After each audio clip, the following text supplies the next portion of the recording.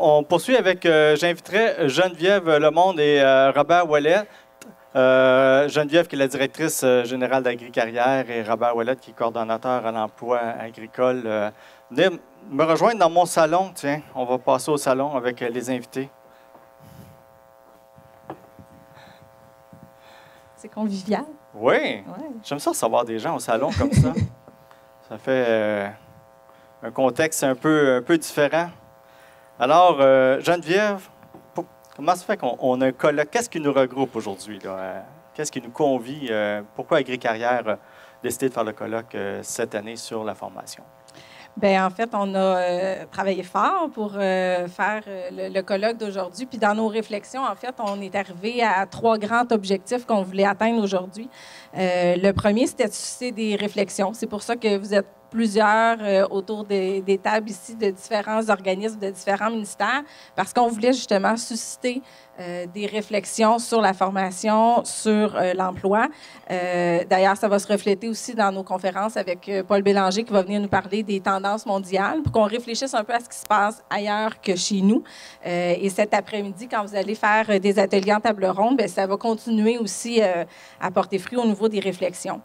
L'autre objectif qu'on voulait atteindre aujourd'hui, c'est explorer des nouvelles avenues de formation. On va voir tout à l'heure plein d'idées, plein de stratégies innovatrices, créatives qui sont faites dans des maisons d'enseignement qui peuvent nous donner des idées justement de nouvelles façons d'aborder la formation, puis juste de la formation en classe, justement, de façon traditionnelle. Donc, c'est un des objectifs du colloque d'aujourd'hui. Et finalement, le troisième objectif, c'est on voulait regarder, explorer des nouvelles façons d'attirer, de recruter des clientèles dans le programme de formation. On va parler un peu des enjeux, justement, d'attraction de clientèle. Et on a Louis Cournoyer cet après-midi qui va nous parler, justement, des choix de carrière. Qu'est-ce qui fait qu'un jeune ou un moins jeune, en deuxième carrière, par exemple, un adulte qui fait un choix de deuxième carrière, se dirige vers l'agriculture. Alors, ça va nous donner certaines pistes. Et il y a plusieurs personnes qui vont venir nous parler en panel aussi après sur qu'est-ce qu'ils font dans leur emploi au quotidien pour promouvoir, valoriser les emplois. Donc, ça aussi, ça va donner des nouvelles idées, des nouvelles stratégies pour attirer plus de clientèle dans nos programmes de formation. Donc, grosso modo, c'est les 3 grands objectifs qu'on espère atteindre aujourd'hui avec la participation de tout le monde. Oui, donc l'agriculture a changé, la formation aussi, c'est comme un coffret, un présentoir pour bien montrer, faire cette démonstration-là. Je pense, puis de permettre à tout le monde de suivre cette nouvelle tendance. Robert, spécialiste de l'emploi. Alors, quels sont les grands enjeux, là? Peux-tu nous faire ça dans un résumé des grands enjeux qui touchent le secteur de l'emploi au niveau de l'agriculture? Avec plaisir. Ça fonctionne? C'est par les proches? Vous m'entendez bien? Alors, c'est bon. Je vais... ça va bien être. Alors, 3 enjeux, je vais vous parler. Le premier, c'est l'attraction. On va avoir besoin de plus de monde dans le secteur de la production agricole. Le deuxième, c'est la rétention. Et le troisième, c'est la valorisation. Alors, je vais les reprendre rapidement. Vous savez, depuis 30-35 ans, le marché du travail est en constante évolution. On a eu des années où on avait 12, 13, 14 % de chômage dans certaines décennies. Et cette période-là, elle est finie parce que le boom de naissance d'après-guerre est terminé. On est dans la queue, je dirais, de la courbe démographique. Et le secteur agricole fait partie de l'ensemble des secteurs économiques. Puis, juste donner un chiffre qui, pour moi, me marque depuis 5-6 ans, je le répète parce que c'est quelque chose qui est important. Emploi Québec nous disait, déjà en 2007-2008, en 2013, c'est le point de basculement sur le marché du travail. Donc, en 2008-2009, il y avait 4 personnes qui entraient sur le marché du travail pour une personne qui allait à la retraite. 2013-2014, c'est le point de basculement. Il y en a une qui rentre pour une qui sort. Et dans 3 ans, 2016-2017, on parle de 3-4 personnes qui sortent pour une qui entre. Alors, pour un secteur comme le nôtre, qui veut attirer des gens et qui a besoin de gens pour maintenir la vitalité du secteur de la production agricole, ça va être un vrai défi. Maintenant, c'est pour ça qu'on s'en parle aujourd'hui, puis c'est à se donner des stratégies, c'est à travailler ensemble qu'on va y arriver. Dans notre secteur Agri-Carrière, il y a beaucoup de réflexions qui ont été enclenchées déjà depuis le début d'Agri-Carrière et on suit très étroitement l'évolution du marché du travail. Mais quand on parle d'attraction, dans le fond, il y a 3 grands groupes d'emplois, là, si je vous parle du marché du travail, vite fait, marché agricole.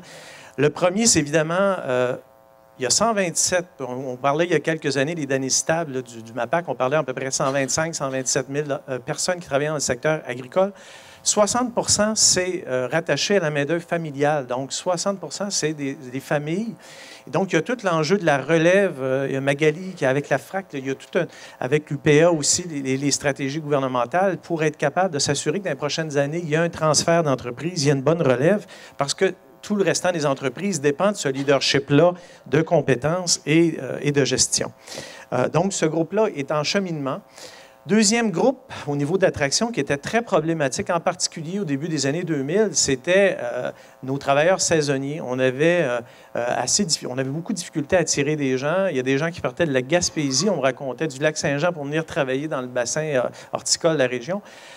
Et ça, on n'avait pas toujours beaucoup de réponses au début des années 2000, mais je vous dirais que maintenant, on les a les réponses. C'est beaucoup une partie des travailleurs étrangers qui sont venus combler ça. On est passé quasiment de 2001 à 2012, 2013, 2014, là, de 1000 à 8000, 8500 travailleurs.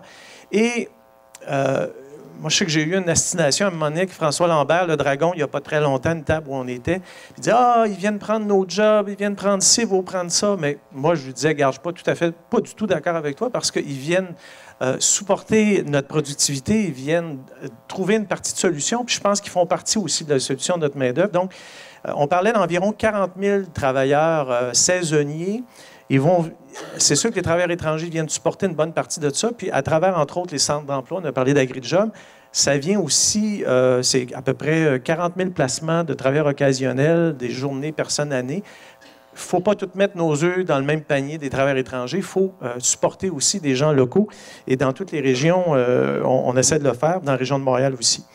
Troisième groupe qui est peut-être très important, puis je vous dirais que c'est peut-être celui-là sur lequel on a un intérêt, c'est une 10 à 15 000 travailleurs qui sont des ouvriers qu'on pourrait considérer spécialisés, des manœuvres, des gens qui n'ont pas de lien nécessairement familial. C'est des gens qui viennent supporter les entreprises et qui, dans les prochaines années, vont être extrêmement importants entre l'employeur, entre le patron, pour devenir des gérants, pour devenir des ouvriers spécialisés qui sont autonomes, qui sont capables, avec compétences, de faire le travail. Ça demande de la formation, là. Et ça demande des compétences, de la formation et des gens qui s'engagent par rapport à notre secteur. Donc, ce troisième groupe-là, là, on parle de 10 à 15 000 personnes. Et s'ajoute un autre 4 000 personnes qui sont dans les services connexes périphériques au secteur de la production agricole, qu'on pense aux agronomes, à des technologues qui sont en soutien de qualité de production dans notre secteur. Donc, on parle d'un bassin facilement de 12 à 20 000 personnes. Si on parle du remplacement, juste dans les centres d'emploi, mes collègues, là, il y a au moins 500 postes annuels, là, des très bons postes. Plus, si on avait tous des ouvriers, on les placerait tous.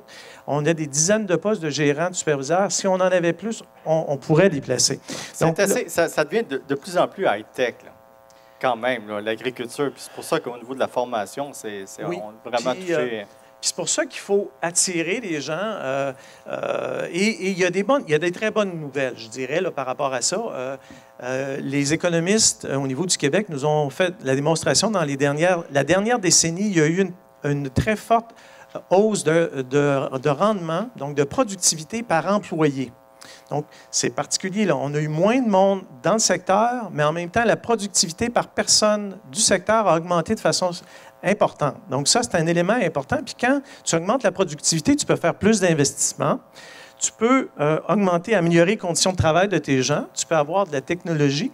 Et ça, c'est tous des facteurs positifs pour attirer des gens dans notre secteur. L'agriculture, c'est un moteur économique quand même, là. Tout à fait. Puis si on regarde là, le secteur de la production agricole, c'est le premier maillon de la chaîne du secteur agroalimentaire. Et si on l'affaiblit, s'il n'est pas là pour répondre avec la qualité dans les prochaines années, c'est tout cette filière-là qui va en pâtir. Donc, peux-tu nous parler de la rétention de ces personnes-là? C'est important, là, une fois on les a attirées, là, maintenant, il faut les retenir. Oui. Là, il y a l'opération Grande Séduction, mais après ça, c'est la rétention, là. Puis, ça, à cet égard-là, là, quand on dit que les semaines de travail s'allongent, quand on dit que les conditions de travail sont meilleures, puis vous avez dans votre pochette, on aura l'occasion d'en parler, des fiches qui représentent la dernière étude sur les conditions de travail qu'on vient de terminer à Agricarrière là, avec AGECO au niveau des conditions, ça s'améliore, on le voit d'enquête en enquête. Donc, le secteur répond par une meilleure compétitivité par rapport à d'autres secteurs. Puis ça, c'est un des facteurs par rapport à la rétention. Il faut continuer d'améliorer les conditions de travail, de trouver des solutions de ce côté-là. Et à Agricarrière, avec les partenaires, il y a 2-3 éléments sur lesquels on va travailler au niveau de la rétention. D'une part, vous savez, dans la dernière décennie, on se disait en secteur agricole, n'importe qui peut venir travailler. Puis c'est pas vrai que n'importe qui peut venir travailler. Et ça, je pense que les employeurs doivent en être conscients. Et il faut travailler, je dirais, tu sais, quand on parle des emplois agricoles, là, quand on parle du vivant, des entreprises de 24 heures par jour, 7 jours par semaine, c'est des grosses responsabilités. Ça doit être engageant, ça demande des gens qui ont de l'autonomie. Les enjeux de santé et sécurité sont omniprésents par rapport aux équipements. La technologie, le vivant, ça demande des gens responsables. Et ça demande des compétences élevées. Donc, ça veut dire d'être capable d'attirer peut-être une nouvelle catégorie de travailleurs. Mais en même temps, Robert, il ne faut pas se leurrer. Le consommateur, il veut avoir un panier d'épicerie quand même à un prix abordable. Donc, ça a un lien aussi direct. Là. On a des enjeux au niveau salarial. Il y a je pense, le défi, la qualité des tâches, toutes les compétences exigées, mais il y a souvent aussi, au niveau salarial, ça a un impact là, aussi. Là, oui. Mais comme je vous dis, vous irez voir les fiches, là, puis vous allez voir qu'on est compétitif avec pas mal d'autres secteurs. On a eu l'occasion à Agricarrière de faire le tour avec 26 tables de consultation l'année dernière. C'est pas tout le monde qui est au salaire minimum. Là. Hein? Pas du tout. Puis même plus que ça, je dirais qu'on a vu des entreprises là, qui regardent le maillon, je dirais, ils disent, au lieu d'engager quelqu'un que je pars à zéro, je veux m'engager quelqu'un sur qui je vais pouvoir me fier en termes de fiabilité, d'autonomie, de qualité. Puis ça, bien, c'est sûr que ça se paye. C'est une autre façon de voir. Une fois que tu l'as trouvé, tu n'as pas moyen de le perdre non plus. Non. Parce qu'on sait que quelqu'un qu'on engage puis qu'on perd, là, c'est 30 à 50 du coût que ça a en général. Puis, à Agricarrière, avec les centres d'emploi, dans les stratégies qu'on va faire pour la rétention, là, je dirais, c'est de supporter un changement de mentalité. Je dirais, on travaillait des fois une vrille un peu vers le bas, mais là, il faut refaire monter la vrille vers le haut avec des meilleures conditions, des meilleurs candidats. Puis ça, avec les employeurs, c'est ça qu'il faut faire. Il faut qu'ils comprennent qu'on va travailler avec toi pour avoir un meilleur candidat, une meilleure intégration. Puis pas penser, on le veut 3 mois, là. Non, on veut que dans 3 ans, il soit ici. Et quand on engage quelqu'un en disant « je veux qu'il reste ici », bien, c'est ça. Tu travailles le bon profil que tu as besoin, tu travailles ta stratégie d'intégration, une démarche de formation. Idéalement, il faut continuer d'avoir des diplômés. Avec les programmes d'apprentissage, on peut intégrer des gens à partir du milieu du travail. Puis là, la suite, c'est des bonnes conditions de travail. C'est de les garder intéressés. Une fois qu'on a fait un bout avec les employeurs, il y a quand même tout le bassin de personnes qui pourraient être interpellées, là, qui pourraient être des candidats intéressants de venir en agriculture, mais on va en parler tout au long de la journée. Là. Il y a pas toujours, c'est pas le seul secteur économique ou le seul secteur d'activité que les gens qui ont du potentiel à travailler à l'extérieur, à prendre des compétences, travailler avec du vivant, ils peuvent aller dans d'autres domaines d'activité. Oui. Donc, qu'est-ce qu'on fait que c'est... Bien, moi, je vous le dis, on a des métiers qui sont intéressants. Quand on se disait souvent, puis je vais vous en parler un instant, on a fait il y a quelques semaines un sondage auprès d'étudiants. OK? Puis c'est bien intéressant. Ça m'amène au point de la valorisation. Vous savez, comme secteur, on a, avec ma collègue Marjolaine Huot, on est allé la semaine dernière faire une présentation au colloque du RCODE, qu'on appelle, qui est le regroupement d'employabilité. Et ces gens-là, bien, une dizaine de personnes qui étaient à notre atelier, c'est des gens, dans le fond, qui sont venus parce qu'ils s'intéressaient au secteur agricole. Puis on a commencé l'atelier. Vous allez voir, ça résume bien, je pense, le défi qu'on a, mais je dirais la flamme qu'on peut allumer. Ces gens-là ont commencé l'atelier en disant « Donnez-nous une ou deux qualités que vous voyez au secteur agricole en termes de milieu d'emploi. » Alors, on fait le tour, on note ça sur le tableau, puis on a terminé avec 18. Là-dessus, quand tu regardes le tableau, il y en avait 11 qui étaient plutôt négatifs, 4 qui étaient plutôt positifs, puis 3-4 qui étaient neutres. Fait que là, 11 sur 18, quand tu viens pour parler d'un atelier d'emploi en agriculture, tu te dis « Ouais, on continue-tu? Avez-vous le goût de continuer? Voulez-vous choisir un autre atelier? » Puis là, on dit non, on continue, on veut vous écouter, on a le goût d'entendre plus. Alors, on est parti avec le vidéo qu'on a fait il y a une couple d'années, là, avec plusieurs partenaires. Je prends le champ, puis on leur... On va avoir le plaisir de le voir en revenant du lunch. Bon. Et là, puis après ça, avec Marjolaine, on a commencé à leur parler de nos défis, des possibilités qu'il y avait dans le secteur, des améliorations qui étaient en cours. Et finalement, on s'est rendu jusqu'à la fin. Puis je vous dirais, là, à la fin de la session, les gens étaient de notre bord. Je pense qu'ils avaient le goût d'être des partenaires de la solution. Puis quand ils allaient rencontrer des gens, il avait le goût de dire le secteur d'activité, c'est un peu ce que Marjolaine concluait quand on s'en venait tranquillement de la route, sur notre route, dire le secteur dans leur tête, au départ, c'est un secteur ou bien méconnu, ou bien qui ne représentait pas d'intérêt de promotion par rapport à d'autres secteurs. Mais on est sorti de là en se disant, au moins, on vient de gagner 10 personnes qui vont nous avoir dans le jeu de cartes. Puis quand ils vont rencontrer les gens, ça va faire partie des opportunités. Puis je pense que pour faire ça... sceptique. Hein? En tout cas, on a confondu quelques sceptiques. Puis je pense que si vous êtes ici aujourd'hui, je pense qu'à la fois pour ceux qui appuient des programmes avec des diplômés, puis dans les milieux d'emploi comme employeurs, c'est de dire, hey, on est-tu capable de faire changer le vent? Fait qu'en tout cas, nous, avec ces gens-là, on l'a fait changer, Marjolaine et moi, pendant la rencontre. Puis je pense que c'est notre défi dans les 3-4 prochaines années parce que, qu'on le veuille ou non, l'agriculture, il y a, je disais les statistiques, il y avait au début du siècle, là, 1920, c'était 130 000 fermes qui existaient. Moi, je suis pas né, je suis né dans la période des Beatles, là, il y avait 90 000 fermes. On est rendu à 27-28 000. Là. Mais il y a une consolidation des entreprises, il y a des conditions qui s'améliorent, il y a des générations qui ont connu des gens dans les fermes, puis il y a eu une coupure là-dessus. Il y a toute la coupure aussi milieu urbain, milieu rural, qui fait qu'il y a un décalage qui s'est fait. Mais honnêtement, moi, je pense qu'on peut faire si on est convaincu. Moi, ça fait 5 ans que je côtoie le milieu de l'agriculture, que je rentre tous les matins à l'UPA, qu'on côtoie des producteurs. Les producteurs, leur famille, là, quand on les côtoie, c'est des gens fiers, c'est des gens qui sont fiers de ce qu'on fait, c'est des gens de patrimoine, c'est des gens... l'humanité a commencé avec l'agriculture, puis je ne sais pas pour vous, mais pour moi, l'agriculture, ce qu'ils nous mettent sur notre table, ça fait partie de notre qualité de vie. Et c'est quelque chose qu'il faut continuer, c'est continuer de supporter. Et ces gens fiers-là, je pense qu'on peut se servir de cette fierté-là pour amener des nouvelles personnes dans notre secteur. Un patron fier, ça fait des employés fiers. Oui, mais c'est ça. Puis d'ailleurs, notre taille d'entreprise, on demeure avec des entreprises familiales ou en tout cas à dimension humaine.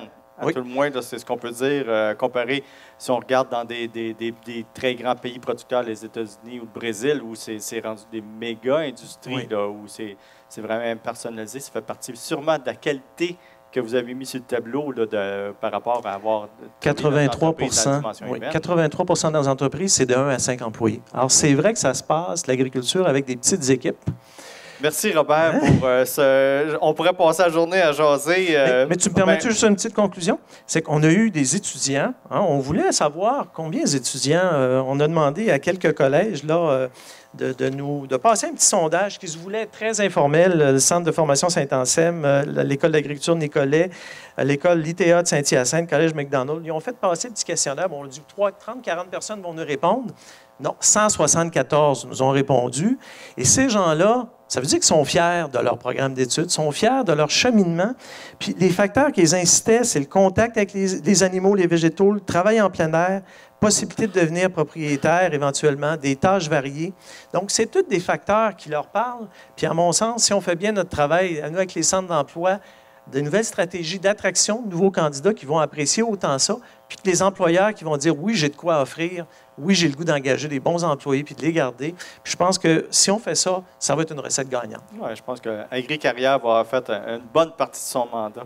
Geneviève, les enjeux de main-d'œuvre, ça amène aussi des enjeux importants. Il y a beaucoup de gens du secteur de la formation ici. Ça amène des enjeux aussi au niveau de la formation. Donc, l'agriculture évolue.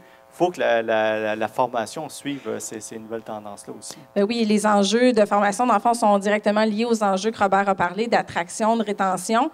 Un des enjeux qu'on voit beaucoup, c'est le nombre de diplômés qui est, pour le moment, puis un peu avec ce que Robert disait, le nombre de personnes qui entrent et qui sortent du marché du travail, le nombre de diplômés est insuffisant pour répondre à la demande. Il y a beaucoup de postes annuels, saisonniers dans le secteur agricole et il n'y a pas assez de gens pour les combler parce qu'il n'y a pas assez de diplômés des programmes d'agriculture.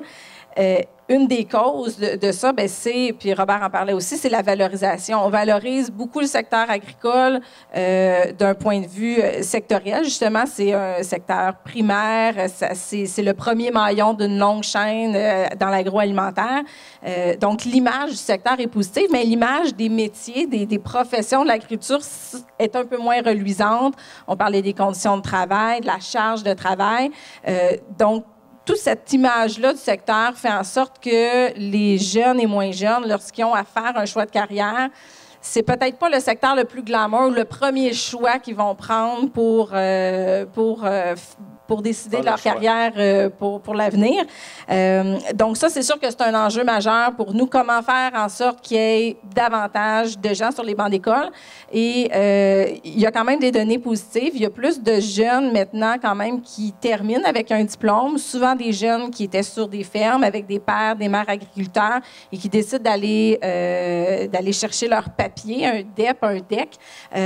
Donc ça, il y en a plus. Il y a un peu moins d'apprentissage sur le tas, entre guillemets, de jeunes qui se lancent en agriculture sans études parce qu'ils ont toujours grandi sur la ferme puis ils décident de continuer. Non, les gens vont quand même se chercher un diplôme, mais ça, c'est la main-d'œuvre un peu plus familiale. Mais des gens vraiment à l'extérieur du secteur agricole qui décident de se lancer, partir de zéro puis se lancer dans le secteur de l'agriculture, il n'y en a pas assez, en tout cas, pour la demande.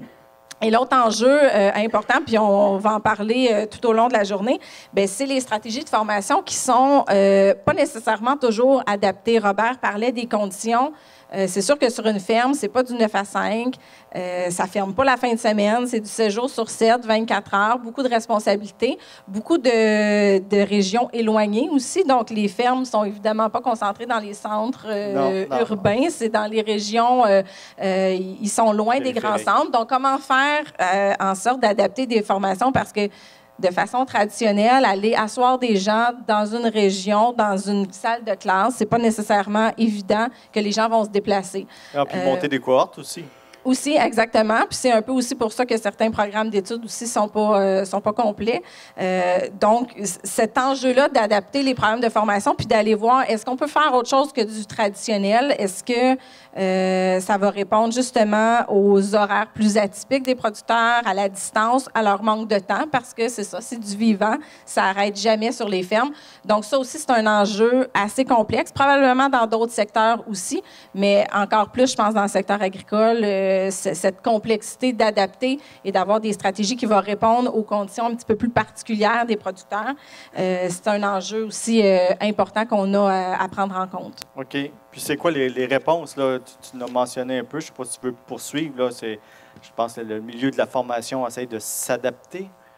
Oui, le secteur a déjà quelques réponses. On va en parler aujourd'hui. Mme Bourassa aussi en a parlé tantôt. On a les PAMT, les programmes d'apprentissage en milieu de travail. Ça, c'est une réponse qui fonctionne hyper bien dans le secteur parce que, justement, c'est une façon de faire qui convient bien à la réalité du secteur parce que les gens apprennent en milieu de travail, ils n'ont pas à se déplacer. C'est un principe de compagnonnage, d'apprentissage. Donc, c'est de l'apprentissage un peu plus dans le concret. On n'est pas dans la théorie, on est vraiment sur la ferme avec un compagnon, sur le plancher des vaches, directement avec les vaches. Puis il y en a 3 qui fonctionnent hyper bien dans le secteur pour la production laitière, porcine et circole. Puis il y en a 2 qui s'en viennent aussi prochainement dans le secteur avicole et pour des postes d'opérateurs de machinerie agricole. Donc ça, c'est une réponse du secteur qui a des bons, qui porte fruit. D'autres projets aussi qui portent fruit puis qui amènent des résultats probants pour la rétention. Entre autres, c'est des projets justement de formation et d'intégration. Il y a des projets qui ont cours en Beauce, il y en a qui vont avoir lieu en Montérégie, dans d'autres régions. Des programmes de formation où on a un aspect théorique, pratique, où il y a des compétences à acquérir, mais après ça, où il y a des stratégies avec des partenaires, des organismes de la région qui ciblent certaines clientèles pour faire en sorte de bâtir dans les projets des aspects, des aspects d'intégration pour faire en sorte que les gens qui rentrent dans le secteur aient les compétences, remplissent des programmes de formation, mais après ça, aient des outils pour être bien intégrés. Je pense que ça comprend aussi des stages en milieu de travail. Exactement. Je pense que le ministre Blais va bien apprécier. Il en a parlé beaucoup dans la réforme de la loi du 1 son intérêt pour amener des gens peut-être plus éloignés du marché du travail pour aller s'intégrer dans le marché du travail avec des stages. Oui, on ne veut pas qu'ils nous oublient non plus. Non, Agricarrière est un acteur important là, dans le domaine. Oui, donc ces projets-là, c'est des projets porteurs aussi pour le secteur. Puis, je termine, Robert, pour dire d'autres aussi réponses du secteur qui répond à ces enjeux-là. C'est le programme le plan de soutien en formation continue qui permet, sur tout le territoire du Québec, avec des répondants en formation agricole, il y en a plusieurs dans la salle aujourd'hui d'ailleurs, de promouvoir et d'offrir une offre de formation aux producteurs dans toute leur région, dans tous les domaines, dans tous les secteurs de production. C'est un plan qui existe depuis une trentaine d'années. Ça, c'est un programme qui est soutenu par différents ministères, oui, exclusif au secteur agricole. Tout à fait, qui est unique en son genre, qui est soutenu par la Commission des partenaires, par le ministère de l'Emploi, le ministère de l'Éducation, le ministère de l'Enseignement supérieur et le MAPAC. Donc ça aussi, c'est vraiment un programme qui a des bénéfices importants pour le secteur, là. Robert, y a-t-il d'autres éléments où on s'adapte pour répondre à ces enjeux-là dans le domaine plus associé à l'emploi? Je vous dirais que j'ai eu l'occasion de siéger dans la dernière année au niveau du Conseil canadien avec des gens d'autres provinces. Puis, ce qui est ressorti pour moi, c'est de voir la richesse, je dirais, des outils d'intervention qu'on a au niveau du Québec. Les comités sectoriels dans les autres provinces, ça n'existe pas. Des programmes de formation continue avec des partenaires, ça n'existe pas, c'est assez ordinaire, là. Mais dans la plupart des régions, là où il y en avait dans les provinces, ou bien ils ont diminué, mais l'autre volet des PAMT, c'est pas existant. Donc, moi, puis avec des centres d'emploi agricole comme on a dans toutes les régions, ils n'ont pas ça. Donc, on a des beaux outils là, pour les prochaines années. On a des gros défis, mais on a des beaux outils pour y arriver. Une des réflexions qui a été faite à la fin des années 2008, 2009, 2010, au niveau des centres d'emploi, c'est de dire, oui, on ne peut pas continuer d'amener des gens, les gens sont engagés, on n'est pas capable de les retenir, qu'est-ce qu'on fait comme stratégie? Donc, il y a une grosse réflexion qui a été faite dans les dernières années, puis ça l'amène en 2015, là, on aboutit à une démarche qui a pris plusieurs années, mais c'est une des solutions qui va avoir un impact au niveau à la fois de l'attraction, de la valorisation, de la promotion, c'est l'arrivée des centres d'emploi au niveau des stratégies, des bonnes pratiques ressources humaines au niveau des entreprises.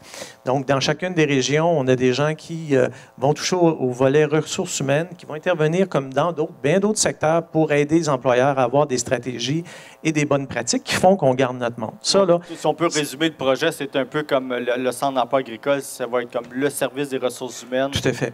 Qui serait disponible aux entreprises pour faciliter l'arrimage entre les objectifs de l'employeur et les objectifs des travailleurs. Là, Tout à fait. Comme dans les grandes entreprises, ils ont des services des ressources humaines. Une ferme qui a 1 ou 2, 3 employés, pas un moyen d'avoir un service des ressources humaines. Donc, vous avez fait un virage des centres d'emploi agricole pour aller plus en support pour ces employeurs-là. Si on veut être compétitif, il faut être capable d'avoir des solutions compétitives. Et les solutions, c'est pas juste de penser que ça fonctionne. Il faut être capable de se comparer, il faut être capable d'avoir des grilles de rémunération, des politiques qui font qu'on est compétitif. L'aspect ressources humaines, il faut que ça fonctionne bien. C'est ça le succès par rapport au coût de production, qui est souvent le nerf de la guerre en agriculture. Si tu es capable d'avoir un bon coût de production, d'avoir une belle rentabilité pour ton entreprise, souvent, ça repose sur les individus. Là, Oui. Tu sais, on parlait tout à l'heure qu'on avait gagné par employé un niveau de productivité. Bien, ça, pour le maintenir, les conditions de le maintenir, c'est des compétences, mais c'est aussi la rétention de ces gens-là. C'est leur adhésion aux valeurs du secteur. AgriJob aussi fait un virage. AgriJob aussi, il y a 3-4 ans, là aussi, on avait à peu près 3500 personnes qui venaient s'inscrire. Ça a déjà été 5000. On a décidé de mieux répondre aux attentes des employeurs. On a restreint ça à environ 1400 personnes, mais ces personnes-là sont rencontrées, sont présélectionnées et on a un beaucoup meilleur feedback, je dirais, depuis 2 ans, des gens qu'on les envoie. Il y a un suivi de qualité. Donc, le virage qui va se consolider aussi dans toutes les régions au niveau du recrutement, a déjà été en marche au niveau de la région avec AgriJob, les centres d'emploi de la région de Montréal. On y travaille fort. Et les gens qui, vous savez, qui viennent à 6h15 au métro, qui travaillent toute la journée. C'est des gens qui ont du cœur et il y en a des gens qui croient en notre secteur et qui nous soutiennent. Puis au niveau des écoles, il y a des choses qui peuvent être faites aussi? Bien, moi, je pense que si on a aujourd'hui à travailler ensemble, les centres d'emploi, les maisons d'enseignement, les organismes d'employabilité, c'est de dire que notre secteur, il gagne à être connu, il va gagner à être valorisé. C'est pas qu'à Agri-Carrière, c'est pas qu'aux maisons d'enseignement. On est capable de faire un bon travail pour être capable de valoriser nos emplois. Si on valorise nos emplois, on va valoriser nos gens pour qu'ils viennent s'inscrire dans les programmes de formation. On va vouloir faire en sorte que ces gens-là soient fiers de leur métier. Et ça va donner forcément, quand on va se reparler dans 5 ans, on aura normalement amené la vrille vers plus de gens qui travaillent dans notre secteur, puis un secteur qui va rester compétitif et qui va rester vivant pour les prochaines années. Et ça, c'est un virage qui aboutit en 2015, là, mais je vous dis, c'est un paquebot, faire virer tout ça. Et ça fait 4-5 ans. Les administrateurs, les dirigeants d'Agri-Carrière, je pense à Hélène ici, c'est des gens qui ont cru. Et on est tous très excités, je pense, mes collègues. Il y a 25-30 collègues là, dans les régions. On a hâte de pouvoir mettre ça de l'avant avec les producteurs cette année. Super. Geneviève, conclure ce lancement de colloque, pourrais-tu mettre quelques mots pour conclure ce début de colloque? Bien, en fait, pour conclure, ce qu'on voulait vous partager, c'est le mandat premier d'Agri-Carrière, c'est la concertation. Puis je pense avec le colloque aujourd'hui, c'est ce qu'on veut faire, c'est de prouver qu'on peut mieux travailler main dans la main, tous ensemble, que ce soit Agri-Carrière, on a parlé d'Agri-Job, on a parlé des centres d'emploi agricoles aussi, des répondants en formation agricole qui ont un contact vraiment privilégié avec les producteurs dans toutes les régions, que ce soit les intervenants aussi en employabilité, en orientation, dans les maisons d'enseignement aussi, qui ont des clientèles en phase 2 puis qui, on l'espère, vont davantage parler d'agriculture lorsqu'ils en ont la chance. Alors, si tous ces intervenants-là, on travaille main dans la main pour valoriser le secteur, pour répondre le plus possible aux réalités aussi du marché du travail, je pense que toutes les initiatives qu'on veut mettre en place dans le secteur, tous les enjeux et les défis qu'on a nommés, ça va être plus facile de les relever tous ensemble. C'est un peu le message qu'on veut passer aujourd'hui, puis on espère que ça va susciter justement ces réflexions-là tout au cours de la journée. Parfait. Merci beaucoup, Robert Merci. et Geneviève.